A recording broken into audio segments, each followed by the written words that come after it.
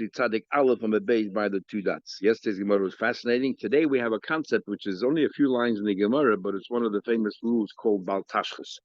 You're not allowed to destroy things for no purpose. As we read the end of Parshas Keseitze, when you go to war, you're not allowed to destroy an eitz machal. You're not allowed to destroy fruit-bearing trees, even though the owners are non-Jews. It has nothing to do with the ownership. It has to do with the tree destroying Hashem's creations, but for no purpose. So the Gemara says here by the two dots, 6 lines to the bottom of the page. Amar Rav says, Dikla, if you have a palm tree, the ton kava that bears dates, they're equal to a measure of a kav. There was a significant amount of dates. Also, because it's a fruit-bearing tree. So, in order to be considered a fruit-bearing tree, it has to yield sufficient amount of fruit. So for a palm tree, a kav of dates means that it's a fruit tree. Meisha asks a question that says, "Kama yehe bezayis? How many should an olive tree produce a yield? The loyikto you should be prohibited from cutting it down. Reiva, a quarter of a kav, much less." Says the Gemara, "Shiny zaysim the chashiva." So it's all relative. Olives are more significant, has more value than dates. So for an olive tree, if it yields even a quarter of a kav, it's already considered a fruit-bearing tree. For a palm tree, palm tree needs to yield a kav in order to be considered a fruit-bearing tree. Amar Rab Chanina. Now this Rab Chanina is very important. We'll come back to the end of the Gemara. I'll just say what the Chachamim say. Lo shachiv shivchas bari, my son. Some people say the name was Shivcha, some people say the name was both names, Shivcha bari. My son did not pass away, but you know why he passed away prematurely? I outlived him. Ella de he cut down a fig tree before its time, before it was ready to be cut down. If the tree didn't dry up yet, he cut it down. So the Pasha read the Gemara, it sounds like over here that he did the wrong thing. He did the wrong thing. He cut down a fruit-bearing tree when he shouldn't have cut it yet. Amar Avina says, but it's not so simple. So for example, the wood of that tree is worth more, is more valuable than the fruits that it bears, then you're allowed to cut it down. Tanya Namahocha, we actually learned that as well, based on the pasuk. The pasuk says, the tree that you are aware of, and then it says, the pasuk says, and it's not a fruit-bearing tree. So then, that you're allowed to cut down. So it should be dashed as follows. Like the tree that you are aware of, that's a fruit-bearing tree. You're not allowed to cut down. But if it's not a fruit-bearing tree, you're allowed to cut down a tree which is bare, which is barren, that doesn't bear any fruits. Now the question is, since is called since at the end of the day, that everything is included. What do you mean to say if it's not a fruit-bearing tree? You're saying that you're allowed to cut other trees down as well.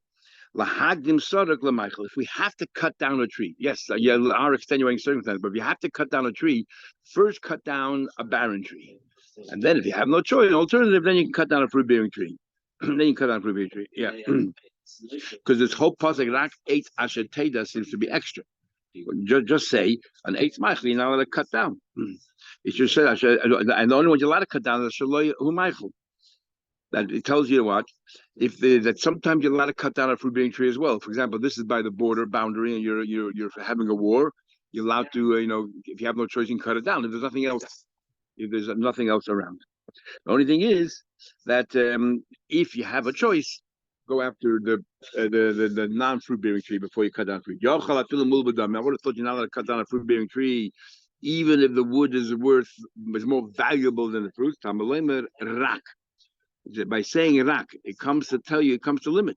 Not always do we make that cheshbon. That you have to first cut down the non-fruit-bearing tree before the fruit-bearing tree. If it's more constructive to cut down the fruit-bearing tree, how is it more constructive? The tree itself, the wood, is more valuable than the fruits, then you're allowed to cut it down. Shmuel, I'm going to bring a few examples. Shmuel, Aisele Arise. Shmuel, his artist, a sharecropper, brought him tamri dates. He tasted wine. How come I taste wine here in the dates? It's growing amongst the vines. If it's growing, if it's absorbing so much of the flavor of the wine, which means that it's mamish intertwined with the wine, and therefore must be taking away nutrients that the wine could have used for itself. Go ahead and uproot it. I want you to uproot these palms. So what do we bring an eye from here? That sometimes you're allowed to remove a fruit-bearing tree when it's more constructive. It's damaging because grapes are worth more than palms, and therefore it's constructive to destroy the palm tree. So Sefer writes in the Chuvas, it doesn't mean just to destroy the palms. It means, okay, why pull out from the roots? Just cut it down. Pulling the roots means you have to transplant it somewhere else. Not just get rid of it.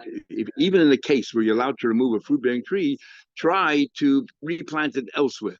So then it's not a question about tashlis. But then you have to wonder them, what do you heter for? Even without the heter, wouldn't you be able to do that if you're not destroying it? You're actually putting it in better soil or whatever it is. Sounds like even that according to even that you cannot do unless it's beneficial for the tree. If it's the same over there or not the same, you're not allowed to unless it's beneficial for the tree itself or otherwise you couldn't even relocate it.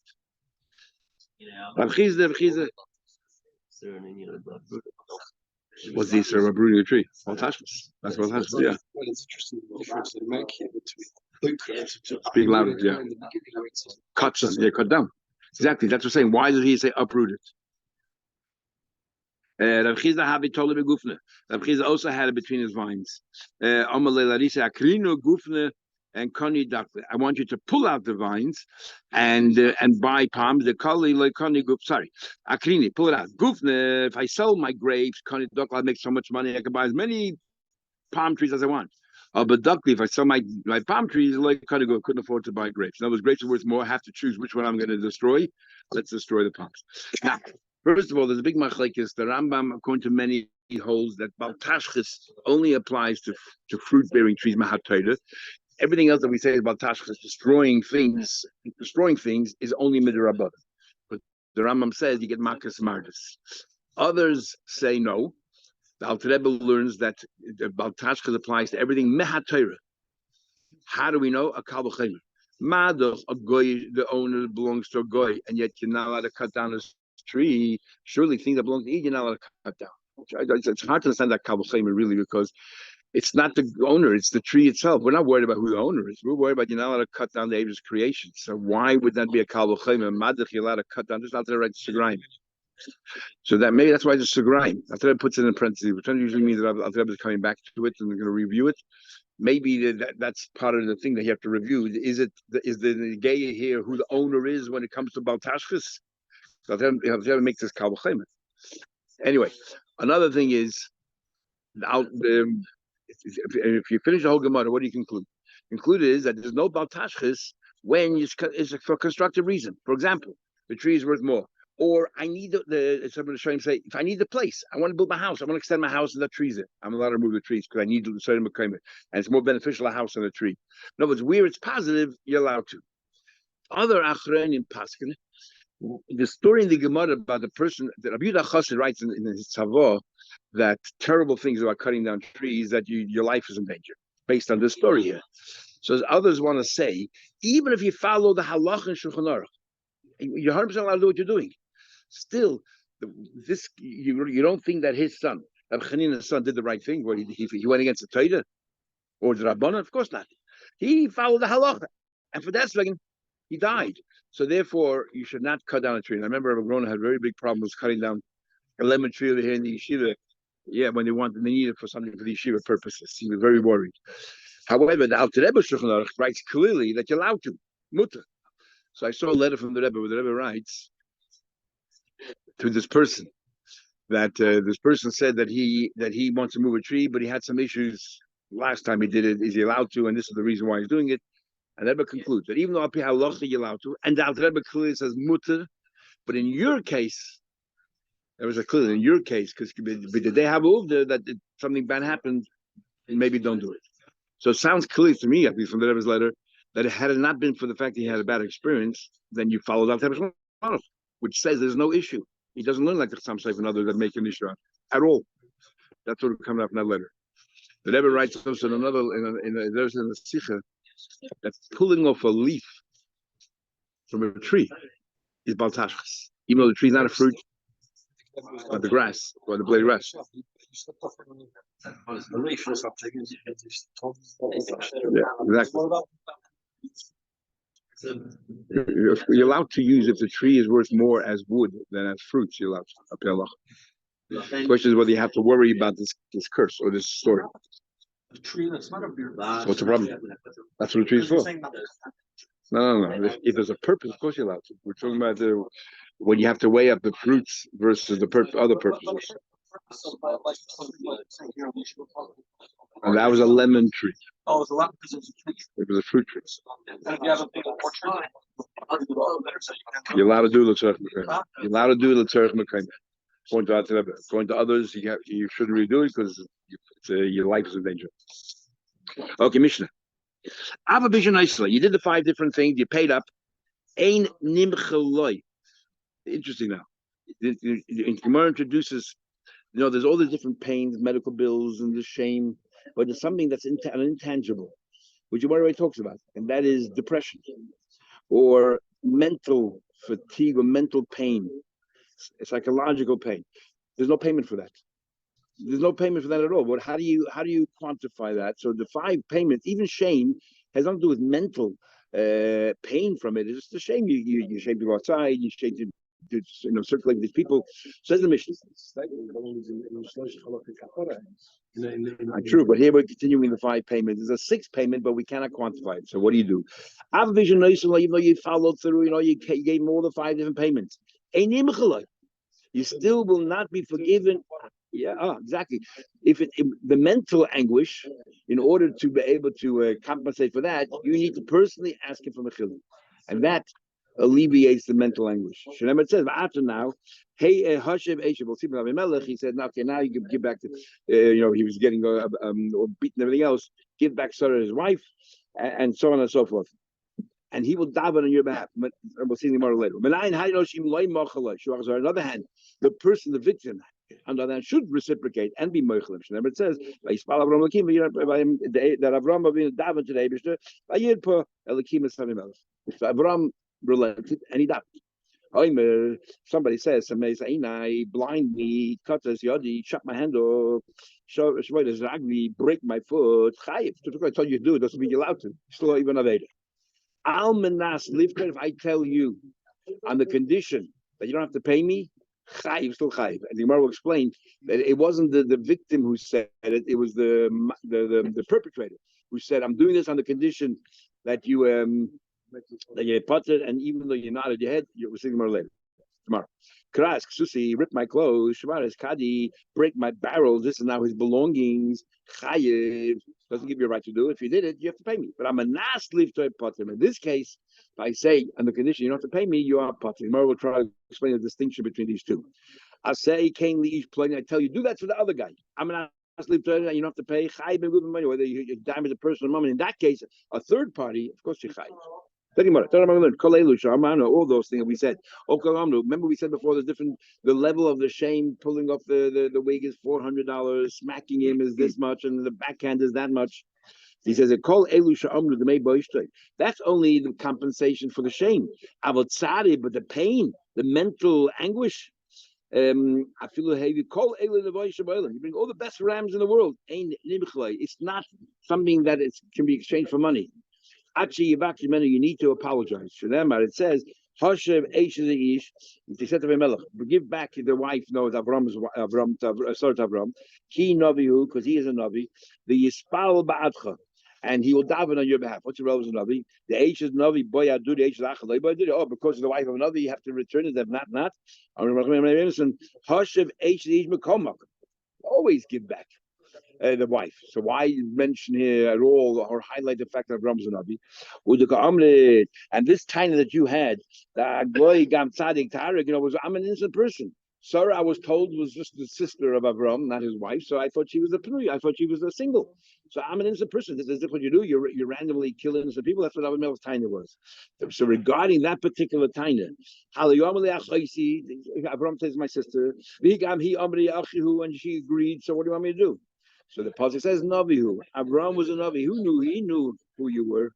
He said debauchery was right for your place. If Aksanoi, if Kralimit, he already learned. Aksanoi should believe. A guest comes into a town. Al iske achilu shoyelenoy. So al iske isha. What do people ask him? We eat not about that woman, that pretty woman. Who is she? Ishachi achaychi, by your wife. What kind of question is that? Mekan, and therefore, if let's say he would have done something untoward towards Sod, he would have been killed, and justifiably so. Why? Mekan leben noach from not regarding a ben noach. That is, ignorance is not an excuse. You should have learned etiquette, and it's no excuse. So yeah, I thought it was the sister who actually that's the court. He was trying. Avram was scared. Anyhow, what was the punishment? It says otzar in otzar. That's twice, double otzar. That what he blocked up. What do you mean he blocked up twice? I would have loved it. We have a number of opinions. Why is it twice blocked up? Achaz beish shich v'zedek blocked up that person is unable to have semen, and shtayim beish are two things by a woman. Shich v'zedek v'leida. She also couldn't shich v'zedek, that she couldn't be able to, wasn't able to fertilize the eggs, and v'leida, and she couldn't give birth. Everything, all the holes blocked up. But Masid in the Bryce shtayim beish shich v'zedek uktanim, he couldn't urinate, and shloish beish shich v'zedek uktanim, and urinate v'leida, and not giving birth. Ravina mar shalosh beish, three things happened to punishment. What exactly the argument? Not sure. Shichva zera uktani upita bas also couldn't defecate, and abba isha the woman. The additional thing is birth. Shichva zera later kind of upita bas. Anyway, it says the Hashem closed up kol rechem every womb. Amri Rabbiani, I feel tana goylish melech. Even the chickens out there in the courtyard, also was blocked up and they couldn't give lay eggs. Now we can have a number of discussions. The Rava asked Rabba Bamar a number of questions. It's hard to understand some of the discussions here because he asked the question, then he said, I don't like it, I'll give you a better answer. So why ask in the first place? But as we'll see, and I don't know why. The number is how do you know, and there's a number of sayings out there, the universal sayings, is there a basis in somewhere in the Torah? Everything has to have a basis in the Torah. That's why the Rebbe liked so much the Minchas Elazar Munkacher, because he went and showed that every Chassidish minhag has a basis in halacha. It's not stam. And here the Gemara goes further. Sayings that people say has to have a basis in the Torah. So or something that are bonuses. If you daven to have somebody else for somebody else and you need the same thing, he'll be responding to first. It says so Rabbi Bamari said, I'll tell you how we know. It says the pasuk that by regarding Eve, Hashem shav eshvus Eve be about Hashem returned everything to Eve when he was davening on behalf of his friends. So we see why he davened with his friends. Maybe should respond to Eve. Amalei said, Rava said, "At Amrim Hasan, all the Yikrich over there in Eve. I know I mean Mahacha. I learned from the Chumash. It says the pasuk by Yispal Avram Lakim that the boy Avram ben Damat Rebishter by Yir Polakim is a Melech. Hashem healed Melech. The Es Ishtoi and his wife Yimosav by later they gave birth. Okay, so Melech was taken care of. See, but then right after it says, Hashem Poket Asara. Hashem remembered the Sarah Kasher Omar, like he said a long time ago. In other words, why did Hashem respond to Sarah? Because Avram was davening on behalf of Abimelech. Abish responded to Sarah. Kasher Omar, he said, who said what when? Kasher Omar Avram el Abimelech. What Avram said to Abimelech that he davened on his behalf. So Rabbi didn't like Rabbi Mari's answer. He gave his own better answer. So I ask him. It's like teasing him. Could be. Or you should have said, I know an answer, but maybe you have a better one instead of. Anyway, pulling a fast one here. The following. People say, together with the thorns, he also ruined the cabbage. In other words, when there's a plague in the Shoim out there, tzaddikim killed as well. We actually had it in Mor Shabbos as well in the Nuns, and there we say tzaddikim get killed first. By the Chur Beis Hamikdash, we say they actually get it first. Where does that come from? It says in Pasuk, it says Lama Yirmiyah said, Lama Taribo Elai Kulchem Pashaitim. You all sinned. Mashiach says Abishah. In other words, he's including himself. Yirmiyah included himself together with all the sin. He never sinned, but because he's partly. Amalei Adam Hasim, Rabbi says to him again, you say from there. And I mean Mahacha, I say better in the Torah itself. Where does it say in the Torah? It says the Abishah said to Moshe, by the eagle, how much longer are you guys? And you include Moshe Rabbeinu in it as well. So Bahadi Utza Lucky Carbon. Prefers the Raya not from the being. Yes, so what if you knew, if Rabbi knew the basis, what are you asking Rabbi Mori? If anything, he should have said, Mori, I know this thing from here. And then Mori could come back. I think, for whatever reason, I don't like your shot, I'll give you another person. It's like very hard to understand the first two conversations. Later on, it gets a bit better, but here it gets. See, it says in Posse that Yosef presented to Padre, the weaker of the brothers. Which five did he take to him? He said to Rabbi Yechon, he said name somebody else. Rabbi suddenly stepped back. When he came to the bracha, Moshe Rabbeinu, there's a bracha, and those he repeated the names is you. So therefore, that means they're weaker. They need extra strength. Says the Gemara, Yehuda Nami, Ichvuli Michbel. Yehuda also was mentioned again. Amalei said, the mule say another reason altogether. He was weaker in something else. Beruchnis is weaker. We had to say about a Satan. And he shouldn't die. And why not? The hemus of Mishpan and his descendant must be a lot of people. Then it says Vazoisel Yehuda. And this is to Yehuda. What's the connection between Reuben and Yehuda? So we learned over there that Reuben did tshuva because of Yehuda. Where did Reuben learn to do tshuva? From Yehuda. So Kol and what happened as a result of that? Kol is all those 40 years. He's wandering the midbar. His bones were all taken apart, and they were rattling around in the coffin. Until interesting, Moshe didn't ask Rachman until the end of the 40 years. He could have asked in the beginning. Till the end of the 40 years, Yehuda. Who caused Reuben to do tshuva? Yehuda. So why is he suffering like this? Everyone else is intact, the skeleton's intact, and Yehuda is not. Miyad Shama Hashem Kol Yehuda, Rabbi Leibusha heard, all Ibrei L'Shafa, all the bones went back to the sockets. La Hadek masculine Mesiv Kiva, didn't let him into the yeshiva in Shemayim. So then the pasuk continues, and the pasuk says, the El Amay, and to his people, to the other, Moshe Rabbeinu asked, please, bring him back. This is the very end of the volume, the bracha. Now Moshe Rabbeinu was asking, don't understand why he didn't ask the last 40 years. Anyway, the Lam let him go in Hatlo Shemayim, let him go join them as well. Then the next stage was Laviyad Makam. He had no idea what they were saying. Rabbanon. So he Rabbanon. And he had no idea how to get involved in the conversation. He didn't understand. Yodav Rabbi. So Moshe Rabbeinu had davened that Yodav Rabbi, his hand should be out there extending itself. Yeah. Lahavi Sologli Shmai to live the he can never pass according to halacha. Then he concluded that he should be saved from his oppressors. I guess he's arguing halacha. So that's why his name was mentioned to repeat it, because he was weak. Beruchnis. The following people say, Murphy's law. The poor suffer more. They have no mazel. The rich have mazel. As they say, if you want to know where to buy something cheap, you have to go to a rich person. So how is it? Now we learned. So he said, I'll tell you what we learned. The mission by Bikurim. Rich people, they used to bring in these gold and silver baskets. Beautiful. The poor people never had these baskets made out of arabas, willows.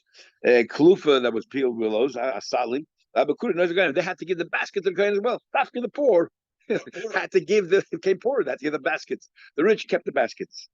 So Rova said back to him again, back to his old habit. So the two he didn't argue with is because it said name Rabbi Yechon.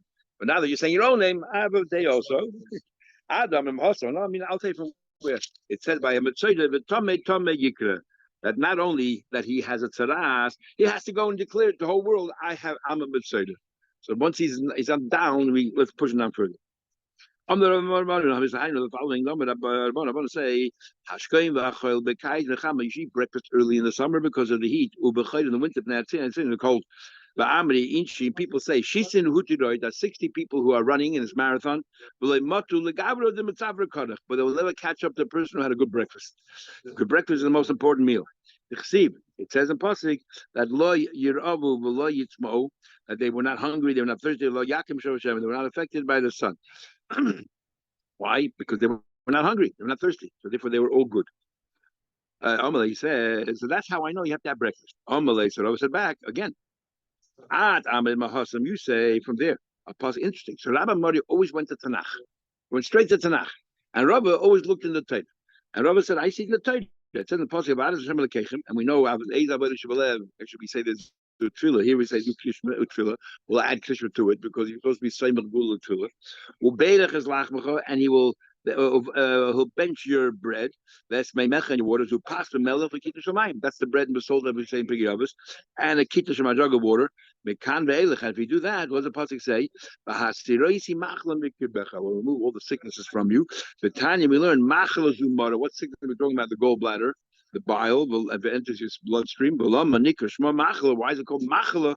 Sheshmeinim v'shloisha chaloin yeshba machla b'gematria hochihava. The word machla equals 83. There are 83 different sicknesses that emanate from that.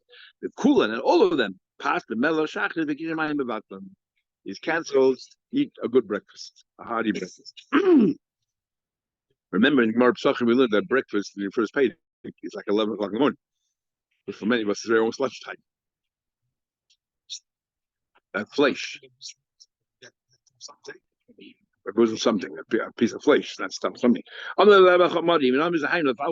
Say, if your friends call you a donkey, then go ahead and find a saddle and put it on you. In other words, don't engage such when it comes to this banter and people are humiliating you.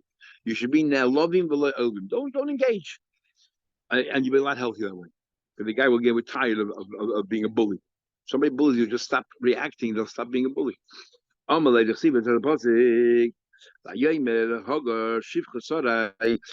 who was the maid of Sarai, and the Malach asked her, where are you coming from? Where are you going? She said, she right away declared her hand. I am. No, the guy said to her, Hagar, you're the maid of Sarah. And Rabbi said, yes, I'm the maid of Sarah. Didn't argue, even though she was no longer. She was chased out of the house. She's no longer a maid. He didn't argue here. Why? Because he brought from the Torah. Had he brought from the Vim, we'll give him a chelik. That's what it seems. If you have a chsaron, is kadim amra. You have a chsaron. Maybe if you suspect somebody's about to accuse you of something, declare it first. It takes away the whole, takes a sting out of it. It's not the same as Rabbi that we usually. No, that's Rabbi Nachmani. He wouldn't argue with that. That was his teaching. Yeah. Amalei, the Chsiv, it says, Eliezer declared right away to Laban, so therefore he right away, his chsaron or whatever it is, he right away declared it. So you took the sting out. If the guy wants to say anything, I already said openly, what's a big deal? People say that a goose walks around looking with, and its head is sort of drooped down, but the eyes are always up there looking beyond. It says, so where does that saying come from? In other words, you're always looking, even though you look humble and everything else, you're always looking out for yourself, and you should look out for yourself. I'll see in a minute. Where you're going to get the food from and so on. It says, the hate of Hashem Ladoni. It says in the pasuk, the hate of Hashem.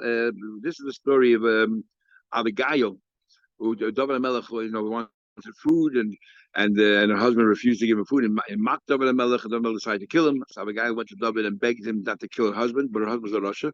So she sort of hinted. The hate of Hashem Adoni. Things will go well for you, David HaMelech. Abigail was saying it. But one day, when my husband will die, I want you to remember me, because she was a Navi. She was a Tzedekis, and he married her later, Abigail. So we see what, even though she was a Tzedekis, she's very thinking about the future. People say she's in tabli macular cover. You have 60 different kinds of pains that affect your tooth. The kol you hear other people enjoying themselves and you cannot participate, and that really hurts.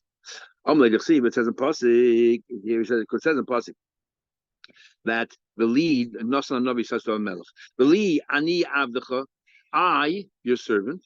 Ula tzaddik hakohen and tzaddik hakohen. Ula b'nai ben yada. These are the kohen. These are your main ministers. Ushloima avdecha and yet lekara. Your son, I do not did not invite us to the party.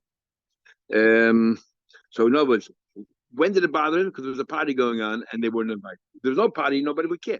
So this is when they care. You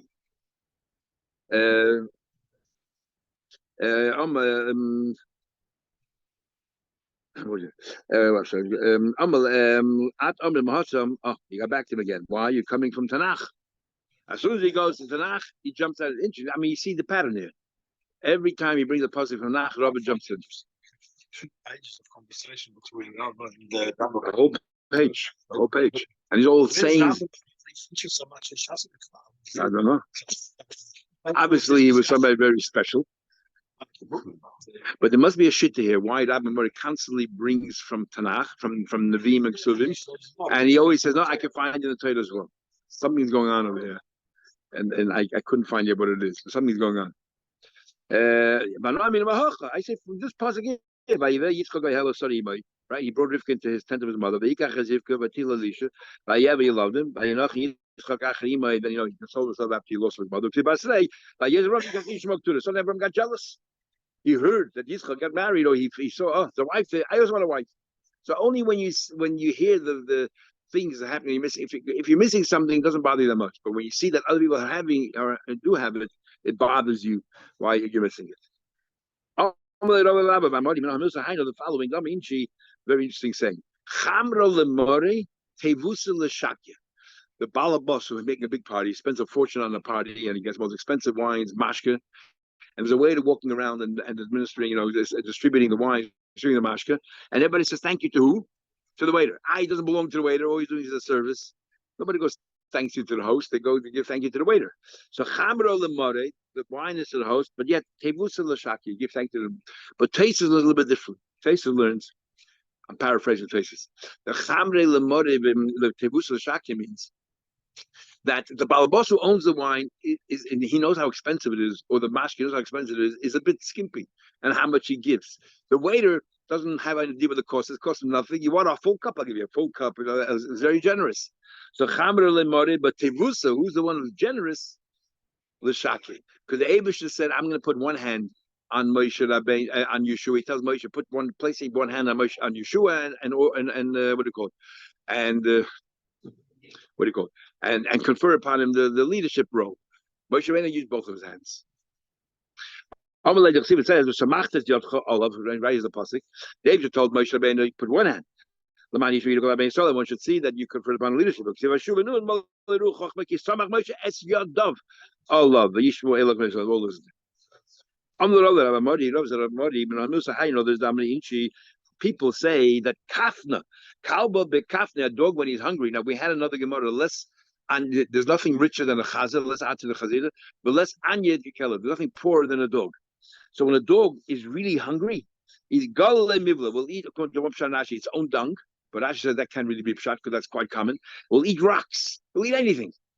But it says the pasuk nefesh seveya tav is nefesh. Full body is full. We'll go ahead and stamp on different kinds of food. Doesn't need it anymore. But nefesh reiva kol mar musing, anything bitter which is tasteless. Oh, it's so sweet. Because he's starving. Everything is good. On the other, following and Rob obviously didn't have a better place. This is Tanakh. We couldn't find a better pasuk, so he had no breda. Couldn't argue with him. On the following, that you take that something that's bad, a bad palm tree, for example. Who does it associate with? Will associate with other trees that are barren, that are, in other words, if you're a bad person, you generally associate with other bad people. If you want to know a person's character, look who he associates with, who mingles with. If you see that he mingles with bad people, that doesn't matter if we know this person now, we can assume the person is bad. If the person is a good person, he would mingle with good people. So this palm tree that's poor is hanging around other trees that are poor. Amalei said to him, it's written in the Torah. Rabbi Mordechai said, I'm going to get you. Don't throw me Torah. Shana ben Avim, it's repeated in Avim. Umeshuluk Suvim, repeat again, thrice in Suvim. Vitana b'masis is a Mishnah, and v'tanin the b'raisa. What are you asking for? One of these. Kosev Taylor says, "Vayelech eitzav yishmo." One Russia went to the next, and he married his daughter. Shana ben Avim is repeated in the Avim. The Chsiv, it says, "Vayislach to a Yiftach anoshim reikim." Who joined Yiftach when Yiftach was thrown out of the house by his brothers and father? Pushed and late. What do you call it? Empty people, empty vessels. People that were not low lives. Vayim when they joined him. The Chibet says, that every bird will hang around its own species. People will show a similar. Clear passing. Again, look at the last traces on the page. The last trace on the page.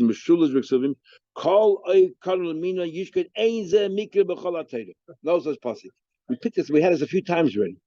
And I told you again, I don't remember where. And every time we have this, I'm looking around. Rabbi Kiva Eger collects all these sukkim the Gemara brings, but here it's not even. There's no pasuk even similar to it. Usually there's a pasuk similar. One word is we had it's a tater, whatever it is. But here The whole pasuk doesn't exist. And look what it says: "V'shema b'sefer ben Sirahu." There was Ben Sira, according to the Chelkas Mechaykes from Aruch says, brings down the tradition that he was Yirmiyah's son. Yirmiyah was once in the bath and some semen escaped him, and the woman came into the bathtub and entered her inside, and she fell pregnant, and she had a son called Ben Sira. It was Yirmiyah's son.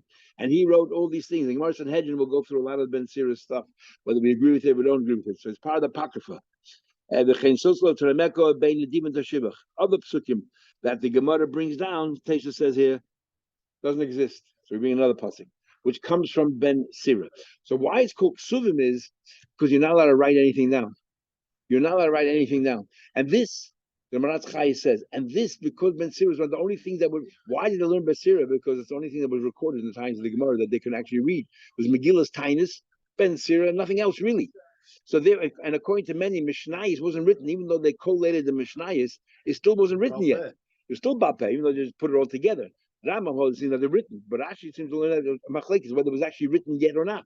So Ben Sira was the only thing that was written that they read. So called it Ksuvim. Okay, then we continue. Where's the Mishnah?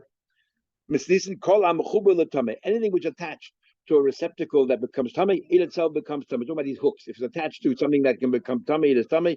And if it's attached to a flat piece of wood that cannot become tummy, it itself is tummy. So you see, if you hang around with tummy, you're tummy. Not that you become tummy. We're trying to say it reflects that you're already tummy. And if you hang around good people, it means you're a good person. So a little bit I said, the reason the zarzer is some kind of a bird, I'm not sure what it is. What's a zarzer? I don't know. That the zarzer went to the raven. Because they're very similar in character. How do you know the following? That if you call your friend out because you want to reprimand him for his behavior, and he doesn't respond to you, then you know what? Stop. Pick up the biggest wall that you can find and toss it on him. No, you tried. Which is exactly the opposite of the Gemara Erechim we learned that even 100 times. We having more brachas. And here we say you tried once, doesn't work. In Shulchan Aruch, we make a difference if the person will know how they react if you continue doing it and whether you're Republic or not. In Hilchos Yom Kippur we had it. So let's continue quickly. Some people want to learn from here. It's talking about a halach actually that if you try to take someone to the Torah once and he refuses, you can go straight to court. You don't have to try 3 times. They want to learn from this story right here. He said to me, you know where I know from? It says in the pasuk, Yan tahartich. I tried to make it Torah, but look tahart, you didn't accept it. Is metumas tahart? I give up. I'm not going to try to take you out of your tumah. Oh, again. Beta, famous saying. Beta the shasibinei, that boy that saved you, that you drank from. Like tisha color. Don't throw in there pieces of wood. Think that you once helped you. You cannot go ahead and insult it. Moshe Rabbeinu didn't want to strike the water, the first makis because you're saved by the water. So don't oppress, don't antagonize Eden because he's your brother. What's mitzi? Because you're guests in their land. Even though they maltreated you, the fact is you were guests in their land. I'm the Lord, but I'm more even on this. I know that should be say, $8, if you can help me to lift it, I'll pick it up. I won't pick it up. Amalei. In other words, if you want me to take a loss, it's a heavy thing. I don't take a loss on my own. If you can help me and we both share the risk, I'll do it. Amalek says, Bara said to the Bara, you want to go to war? We had a half from last week. If you join me, fine. And we like it. If you don't join me, I'm not going. I know this if I was in Kadavina when I was young, people treat me like an adult. I'm an old man, like a kid. No, they're more like a kid. What's going on here? Amalei, he said to him, so Rab Mori said to Rabbi, he says in the pasuk, Hashem hoylech lifneim yoimim ba'amud. On the Eibush himself led the Jews by day with a cloud, to lead them on the road, and by night ba'amud eish, that pillar of fire, lahoyelem to shine. All of a sudden, but what happened later on? It says, when Eden already after all these years, he said, I'm stepping back. I'm going to give you a proxy to take care of you. The Shamcha there to guide you in the road. You see, the once you go older, they sort of lose respect for you. Should be the other way around. Okay, we'll stop.